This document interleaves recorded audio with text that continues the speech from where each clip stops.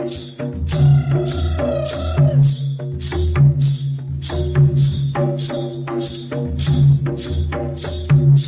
सभी लोगों को खाने के बाद के सत्र में इससे आमंत्रित करती हूँ कि अभी तक तो हम लोगों ने गीत और कविताओं का रस लिया, उनका आनंद लिया और हमारी भाषाओं में रचे जा रहे संघर्ष के चित्रण को देखा।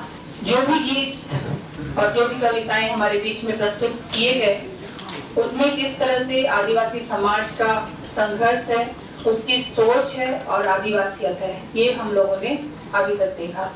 अगला जो हमारा सत्र है, यह सत्र वैचारिक सत्र हम लोग कह सकते हैं, सांगठनिक सत्र इसको कह सकते हैं। आप सबको जोहार। अब मैं दूसरे सत्र के अगले हिस्से में हीरा मीणा मैडम को आमंत्रित करना चाहूँगा कि समय को ध्यान रखते हुए अपनी बात रखें। आप सभी को जोहार। हमारे समाज के अस्तित्व पर जो ये बहुत बड़ा संकट सरकार के द्वारा और कानून के द्वारा लाया जा रहा है, इस संकट का सामना करने के लिए और इससे दूर होने के लिए हम सब अपनी साझी आवाज़ से, साझे संघर्षों से, साझी सूझबूझ से इससे निपटने की कोशिश कर रहे हैं। हम इस धरती के मूल मालिक हैं। इस धरती को हमारे पूर्वजों ने बसाया है। सिंधु घाटी सभ्यता से उनके अवशेष इतिहास में देखने को मिल रहे हैं और इस भारत देश भूमि में आने वाली और प्रजातियों को शरण देने वाले आदिवासी ही है। यह पूंजीपतियों और सत्ता की मिलीभगत से ये बहुत भयानक रूप से हम आदिवासियों की तबाही लेकर आ रहा है। ये तबाही का सबसे बड़ा उदाहरण 13 फरवरी 2019 को आने वाला अध्यादेश था, जिसमें कहा गया था कि 21 राज्यों से, भारत के 21 राज्यों से लगभग 20 लाख परिवार, 20 लाख परिवारों का मतलब है 1 करोड़ लोग। 1 करोड़ लोग से भी ज्यादा हो सकते हैं, लेकिन एक अंदाजा लगाया गया कि 1 करोड़ लोगों की बेदखली की जाएगी। उनके जल जंगल जमीन से, उनके स्थायी निवासों से, उनके जीवन शैली से, उनकी सभ्यता से, उनकी संस्कृति से, उनकी भाषा से उनको बिल्कुल बेदखल कर दिया जाएगा। और ये फैसला देने वाले हमारे जो न्याय के पुरोधा कहे जाते हैं या जो न्यायाधीश कहते हैं, उन न्यायाधीशों ने हम पर ही आरोप लगाया है कि हम ही जंगल को समाप्त कर रहे हैं या जंगली जानवर हमसे खतरे में है। तो मैं पूछना चाहूंगी सत्ता के मठाधीशों से या उन न्यायाधीशों से कि जो शहरों में चिड़ियाघर में जो जानवर है वो कौन से ग्रह से उतार के लाए हैं और वो जो खाद्य पदार्थों के रूप में उनका उपयोग कर रहे हैं या दुरुपयोग कर रहे हैं, उनके जो विकास के महानगर है वहाँ जो ऑक्सीजन की कमी होती जा रही है वो किसके कारण हुई है और वो जो जल पी रहे हैं वो जल उनके यहाँ कहाँ से पहुँच रहा है? वो वहीं दूर दराज के क्षेत्रों से पहुँच रहा है जहाँ हम आदिवासी बसे हुए हैं, जहाँ हमारा अस्तित्व आज भी प्रकृति के लिए समर्पित है। हम प्रकृति के साथ सजीवी जीवन जी रहे हैं। हम सब मिलकर एकजुट होकर इन समस्याओं का समाधान कर सके। सुखालो दीदी है, राजकुमारी दीदी है, हम इनके विचारों से अवगत रहे। तो मैं इतना ही कहकर विराम देती हूँ अपनी वाणी को। जोहार। धन्यवाद हीरा मीणा मैडम। तो इन्हीं सब बातों को हम ध्यान रखते हुए सुखालो बहन दीदी से कुछ सुनना चाहेंगे, उनसे जुड़ना चाहेंगे। हम लोग बात तो करेंगे और हम यहाँ उपस्थित सारे भाई बहनों, माता पिता, हमसे छोटे बच्चों हैं और हमारे वंदना दीदी जो हम लोग के यहाँ उपस्थित किए हैं कि हम लोग कभी इस कार्यक्रम में ये तो यहाँ के लोगों से मिल नहीं पाए थे।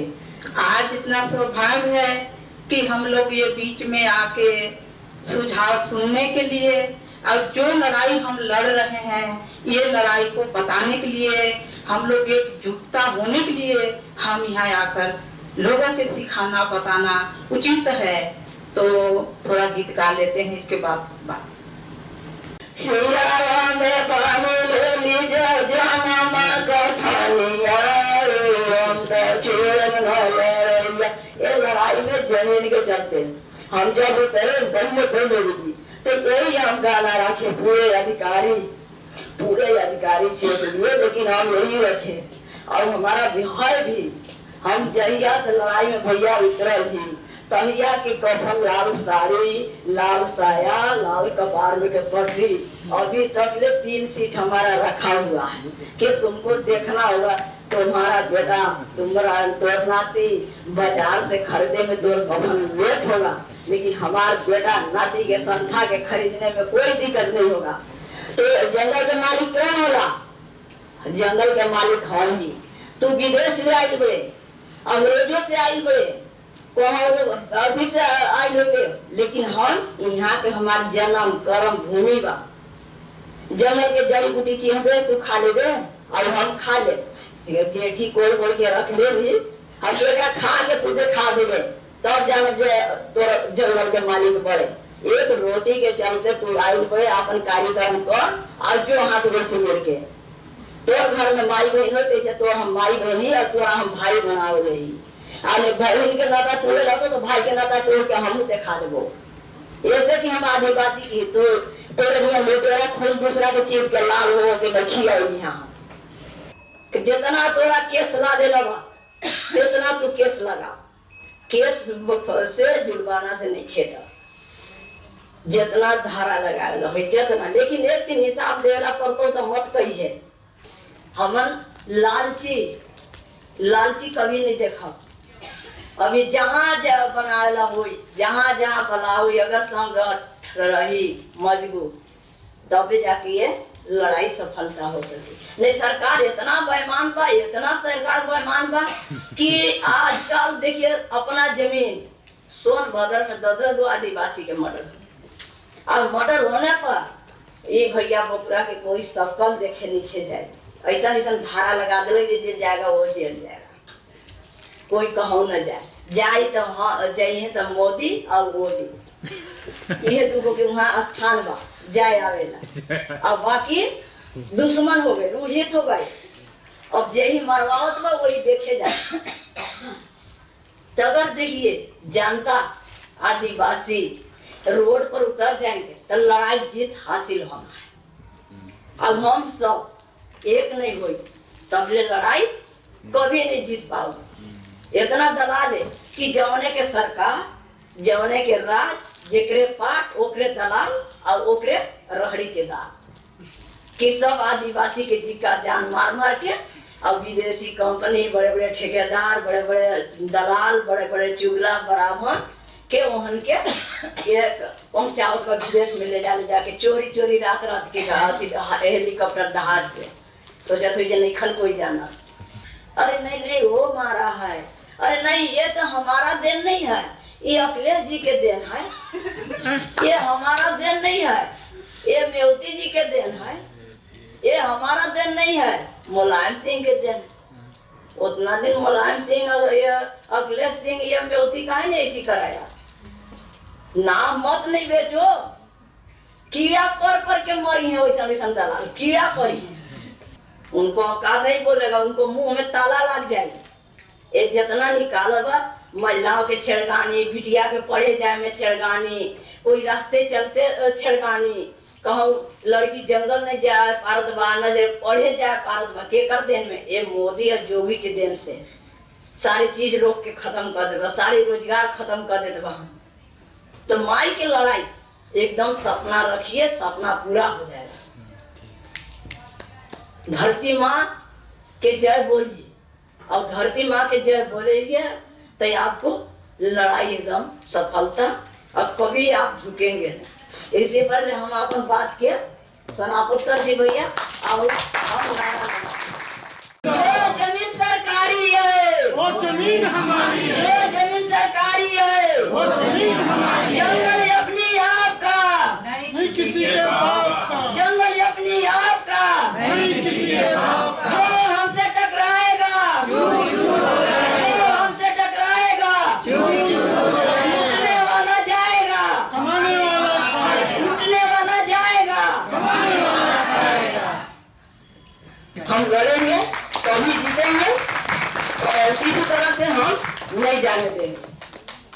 अब थोड़ा हम लोग के आगे कदम लेना जरूरत है, क्योंकि आगे कदम नहीं बढ़ाएंगे तो फिर हासिल करने में मुसीबत आएगा। आजाद हम मानते हैं हमको 2006 में कि ये लड़ाई लड़के तब ये कानून पारित हुआ, तो ये आजादी हम ये कानून हमारा एक अमृत का धारा है कि इसको हम छोड़ नहीं सकते हैं, क्योंकि यही हमारा हथकड़ है। और इसी से हम लोग लड़के जीतेंगे और जीत भी रहे हैं। कभी आदिवासी जो है बिरसा मुंडा से वो लड़ाई लड़ रहे हैं, उनके साथ तो खैर हम सामना मिले नहीं हैं, बाकी ये लड़ाई को तो जानते हैं। भगत सिंह इनकलाब के चलते जो उनको फांसी दिया था, तो इसको हमको समझाते थे जब हम जेल में गए थे कि उनका FIR में नाम भी नहीं था तब वो फांसी चढ़े, तो लोगों के लिए तो चढ़े कि वो 23 साल उम्र में उनको खत्म हो गए। आज एक कानून के तहत जागरूकता अब बहुत कुछ हो गए हैं गांव में कि बोलने के लिए, समाज के बीच में जाने के लिए अब बराबरी के दर्जा हम लोग लिए, तो लड़के लिए। ऐसी हमको कोई भीख नहीं दिया था सरकार ने, न ये कानून के भीख दिया न ये हक के दिया, ये हम लोग लड़के हासिल किए हैं।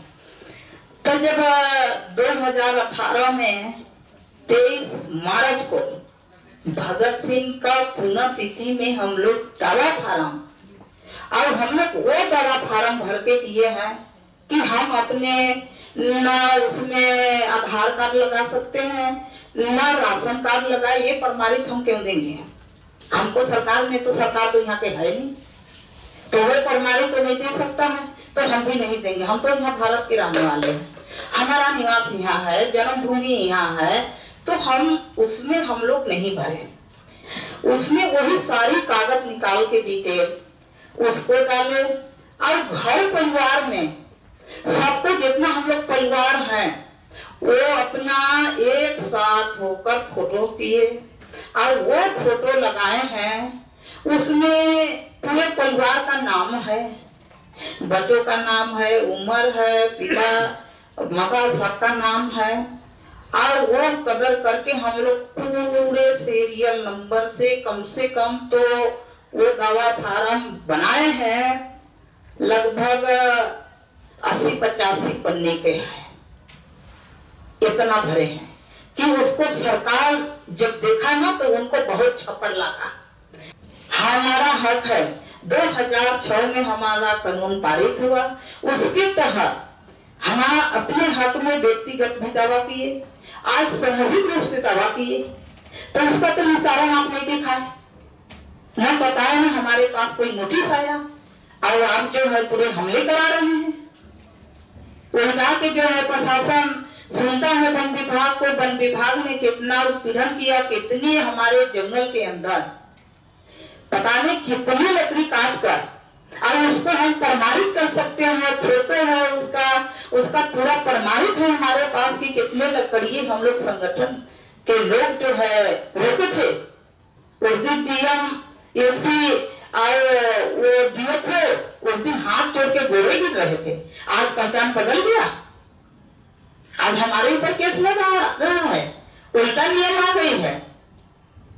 हम पे जब हमारे बच्चों के साथ खिलवाड़ हुआ हिंडाल्को हॉस्पिटल में, वो कंपनी ने हमारे साथ खिलवाड़ किया कि आज हमारे संतान को खत्म कर दिए, इसके लिए तो आज 6-6 साल के समय बीत गया, क्यों नहीं आप उसके कार्रवाई किए? अखिलेश के जमाने में भी हम करके दिखाए और जीते हम ही।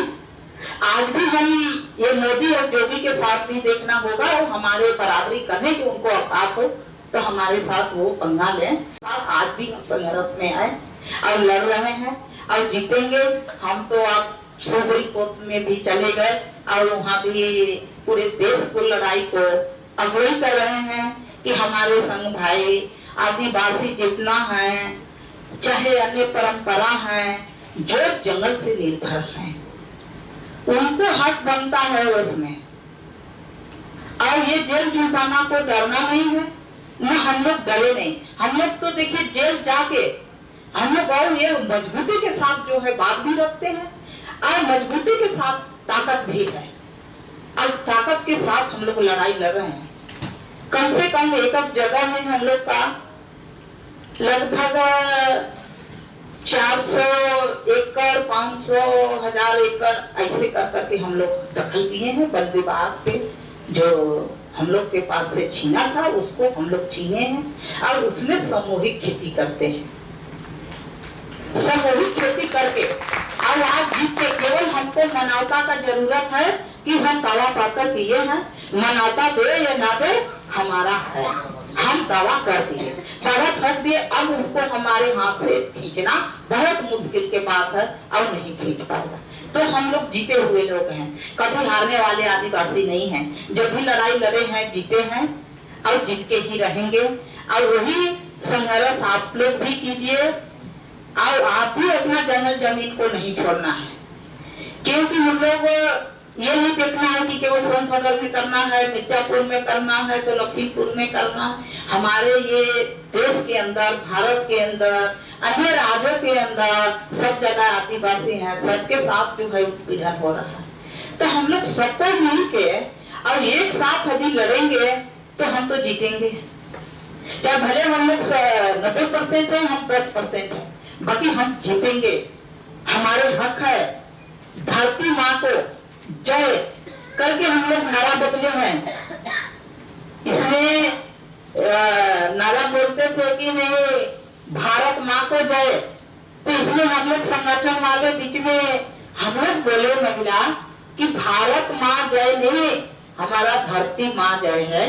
कि चाहे सरकार हो चाहे तो कोई जन जितना भी है, ये धरती माँ को संभालने वाला और रखने वाला वही है। जैसे महिला एक माँ है वैसे हमारा ये धरती माँ है। चाहे पेड़ पालो हो चाहे नदी नार हो, ये सब हमारे एक भाई बहन के तरह हैं। इतने से हम अपने बात को विराम देते हैं। जय हिंद, जय भारत, इनकलाब जिंदाबाद। जोहार साथियों, संक्षेप में अपनी बात रखूंगा।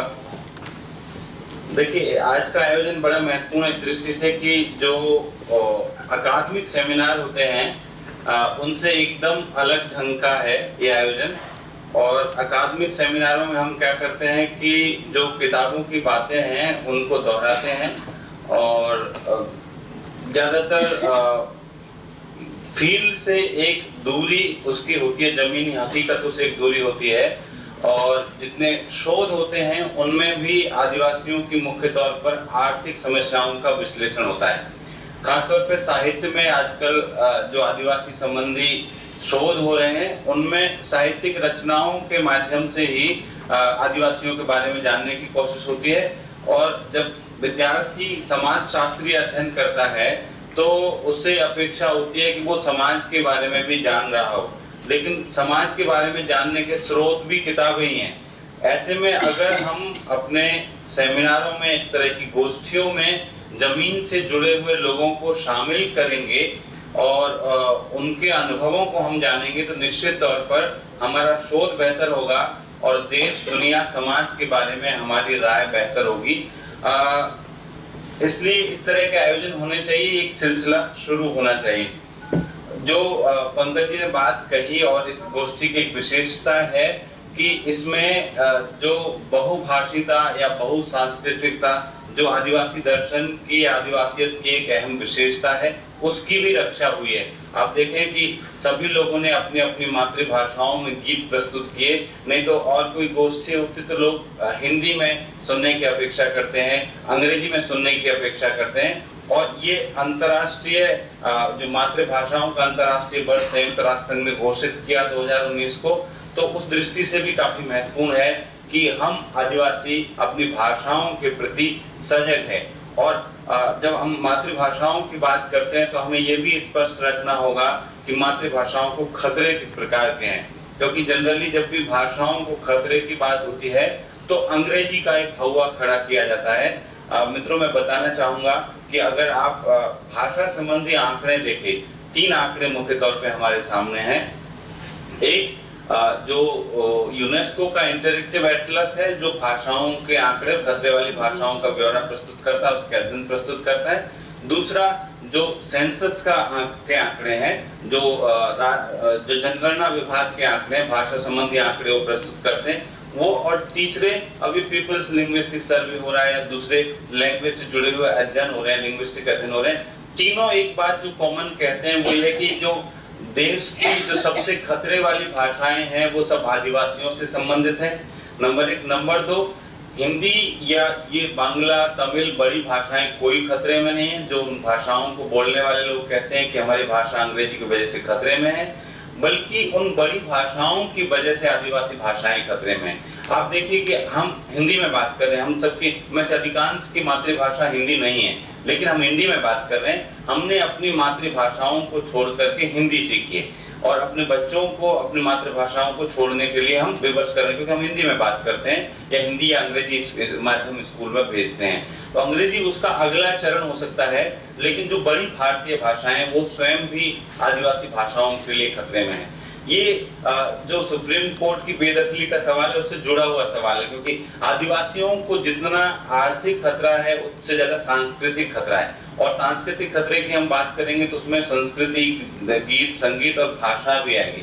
आपके पास भाषा नहीं रहेगी, आपका अपना साहित्य नहीं रहेगा, आपकी स्मृति नहीं रहेगी, तो धीरे धीरे आपका आदिवासी का दावा भी खत्म हो जाएगा। और बाहरी समाज यही चाहता है कि एक दिन वो कहने लगे, कहेगा कि आप में आदिवासी क्या है, आप कहाँ से आदिवासी हो, आप तो हमारे जैसे हो। इसलिए ये आपकी जो स्वशासन की मांग है, आपकी एक स्वायत्तता की मांग है, वो धीरे धीरे हाशिए पर चली जाएगी। इसलिए इन सब मुद्दों के प्रति सजग रहने की दृष्टि से इस तरह के आयोजन महत्वपूर्ण है। और हमारे साथी जो जमीनी स्तर पर काम कर रहे हैं, जो साहित्य और संस्कृति के क्षेत्र में काम कर रहे हैं, और क्लेटसन जैसे साथी जो अंतर्राष्ट्रीय मंचों पर आदिवासियों के सवालों पर अपना पक्ष रखते हैं, मजबूती से आदिवासियों के साथ खड़े होते हैं, वो भी हमारे साथ है। इसलिए इस तरह के आयोजन होते रहने चाहिए। और जो प्रस्ताव ये रखे गए उन पर हम और विस्तार से बात करेंगे, लेकिन मैं अपना समर्थन प्रदान करता हूं, क्योंकि बहुत महत्वपूर्ण है। ये घटनाएं घटती जाती है और हम मूक दर्शक बने देखते रहते हैं। इसलिए जो मुख्य उद्देश्य है आज की गोष्ठी का, कि साहित्यकारों को, कलाकारों को, रचनाकारों को, सर्जकों को इंटरवीन करने की जरूरत है। अपना कम से कम अपनी राय प्रकट करने की जरूरत है कि नहीं, हम आदिवासियों के नरसंहार पर चुप नहीं रहेंगे। हम अपनी आवाज, अपनी असहमति इस सत्ता को बताएंगे कि भाई हम आपके इस तरीके से सहमत नहीं है।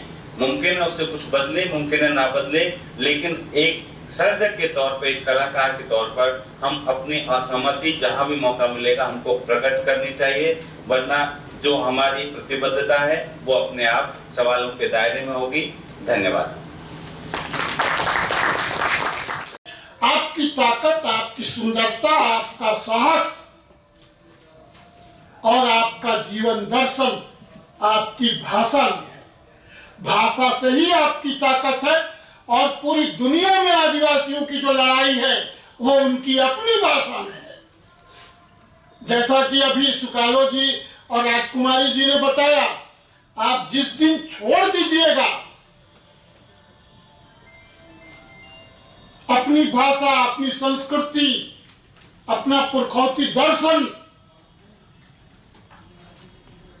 दलाल आपको दबोच लेंगे। दलाल के हाथों वही मारा जाएगा जो अपनी भाषा, संस्कृति, जमीन छोड़ देगा।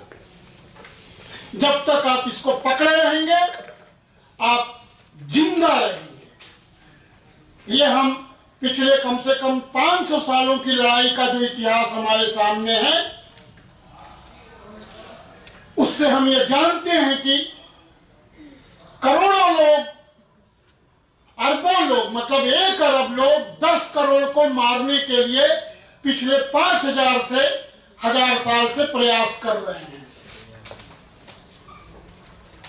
लेकिन ये 10 करोड़ पहाड़ जैसा मजबूत है, ढीठ नहीं, मजबूत है। 1 अरब लोग भी 10 करोड़ लोगों को, मतलब 100 में 10 लोग, 10%, 90% लोगों का मुकाबला करते हुए पिछले 3000 साल से जिंदा है। तो ताकत कहाँ है? ताकत है आपकी भाषा में, ताकत है आपकी संस्कृति में, ताकत है आपका इतिहास में, ताकत है आपकी सामुदायिकता में। इस सामुदायिकता को पकड़ने की जरूरत है। मत फंसिए बड़े मंचों की चमक में। चमक हमेशा आपको जिंदगी में तकलीफ देते हैं। मैं अब प्रीति रंजना डुमडुम को आमंत्रित करूंगा कि वह आज के इस आयोजन के जो मुख्य उद्देश्य था भारत दिसुम आदिवासी ओरिचर साहित्य सभा के बारे में, उसके गठन के बारे में, उस पर अपना प्रस्ताव रखें। धन्यवाद मीना जी। हमारे आज के इस आयोजन का 3 एजेंडा है। पहला है संबंधित राज्य के राज्यपालों और राष्ट्रपति को देश के आदिवासी लेखकों, कलाकारों और परफॉर्मरों की ओर से 5वीं अनुसूची और वन अधिनियम 2006 के तहत सुप्रीम कोर्ट के निर्णय को तत्काल खारिज करने की मांग से संबंधित एक ज्ञापन। दूसरा एजेंडा है आदिवासी लेखकों, कलाकारों, सांस्कृतिक कर्मियों और परफॉर्मरों का एक देशव्यापी संगठन की स्थापना। तीसरा है आदिवासी साहित्य पत्रिका का प्रकाशन और संचालन।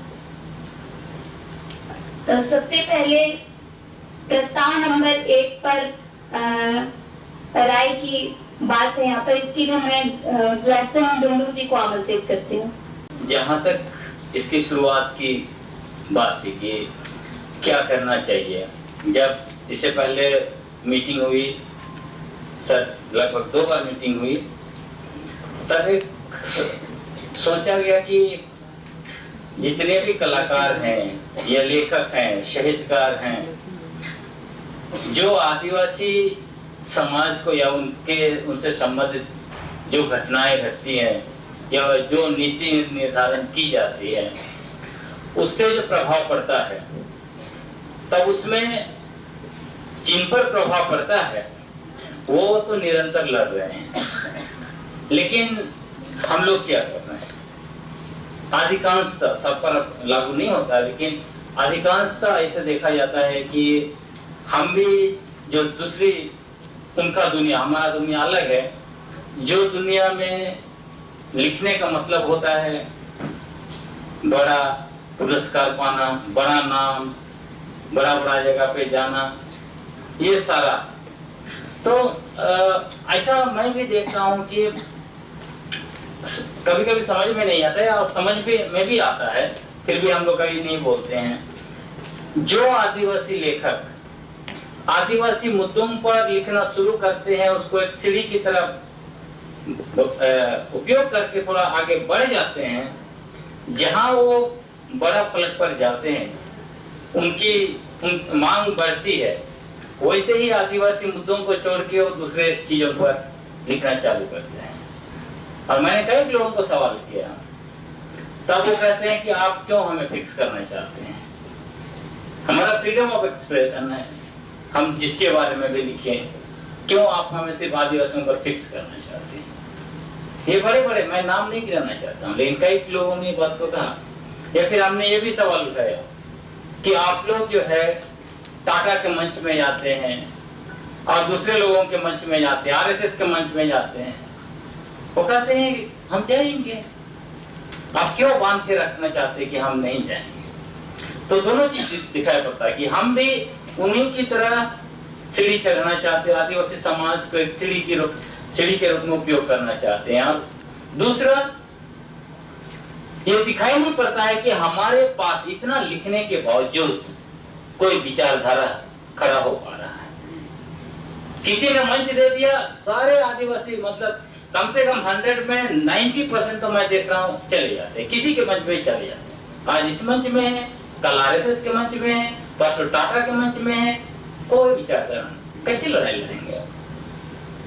ये तो लाइन कहीं पे खींचना पड़ेगा ना। अगर आप लाइन नहीं खींचेंगे तो इस तरह का आयोजन होगा, हम लोग एक मेमोरेंडम दे देंगे, स्वाहा। लेकिन अगर आप लाइन खींचेंगे तब जाके बात बनेगी कि हम जब आदिवासी की, जैसे डॉक्टर गंगा साहब मीना ने कहा, तो आदिवासी की बात करते हैं। और लोगों ने इन्हें बहुत ही बेहतरीन तरीके से कहा कि भाई उन्होंने एक लाइन खींच के रखा, भाई तुम दावा करते हो कि जंगल हमारा है, तो तुम पहले गेठी का अंदर कोड़ के खा के तो दिखाओ, उसके बाद दावा करना चाहिए। ये एक पॉलिटिकल लाइन है। लेकिन ऐसे लोग जो पढ़े नहीं है लेकिन उन्होंने अपना पॉलिटिकल लाइन खींच दिया।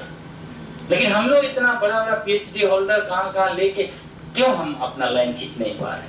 बहुत सारे साथियों को मैं देखता हूँ, दलितों का बड़ा बड़ा मंच मिल जाता है, यहाँ भी शुरू हो गया। आदिवासी दिवस में भी मैंने सवाल किया साथियों से कि आदिवासी दिवस में उन्होंने बड़ा बड़ा रांची में जो है कि डॉक्टर भीमराव अम्बेडकर का जो है कि तस्वीर लगाए, उनका नारा लगाए। तो मैंने उनको कहा संविधान पढ़ो, संविधान का मसौदा पढ़ो, आर्टिकल 13 सब क्लॉज 5 से किस तरह से डॉक्टर भीमराव अम्बेडकर ने आदिवासी शब्द को हटा दिया। आदिवासी दिवस पहचान का दिवस है ना, आप कैसे उनको रख सकते हैं? एक लाइन तो खींचना पड़ेगा। मैं इसका मतलब ये नहीं कह रहा आप उनसे नफरत करें, लेकिन एक पॉलिटिकल लाइन आपको लेना पड़ेगा। ऐसा नहीं हो सकता है कि कोई भी आपको बड़ा मंच दे दे, आप वहां पे कूद जाएंगे। तो यही सब सारे चीजें हैं कि हम क्या बिना रीढ़ के लेखक हैं क्या? हम खड़ा कहाँ होते? मौलिक सवाल यहाँ। तो इसीलिए अगर आप हर चीज पर खड़ा होने के लिए तैयार हैं, आप एक पॉलिटिकल लाइन, एक आइडियोलॉजी के साथ खड़े होने के लिए तैयार हैं, तब तो मैं बोलूंगा ये संगठन भी खड़ा किया जाए, मेमोरेंडम भी दिया जाए, और यहाँ 3 प्रस्ताव है, प्रकाशन भी किया जाए। लेकिन बिना रीढ़ का हड्डी का अगर आप में खड़े होने की ताकत नहीं है तो मेरे जैसे लोग उसमें होने का भी जरूरत नहीं है। क्योंकि मैं वहीं खड़ा होना चाहूंगा जिनके पास रीढ़ की हड्डी है। अगर आप RSS के मंच में भी जाएंगे, टाटा के मंच में भी जाएंगे, जहीं बुलाएंगे वहां जाएंगे, तो मैं आपके साथ नहीं हूँ।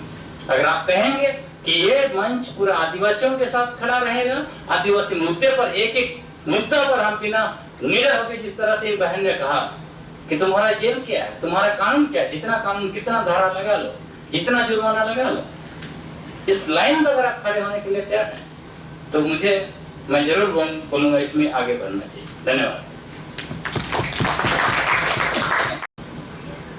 अब आते हैं दूसरे प्रस्ताव पर। आज इस आयोजन में हम एक देशव्यापी आदिवासी साहित्य एवं कला का संगठन tribal author network for all Disum, जिसे शॉर्ट में टंडा और हिंदी में भारत दिसुम आदिवासी ओरेचर सभा कहेंगे। जमीन सरकारी है, वो जमीन हमारी है। ये जमीन सरकारी है, वो जमीन हमारी है। जंगल अपनी आपका, नहीं किसी के बाप का। जंगल अपनी आपका, नहीं किसी के बाप का।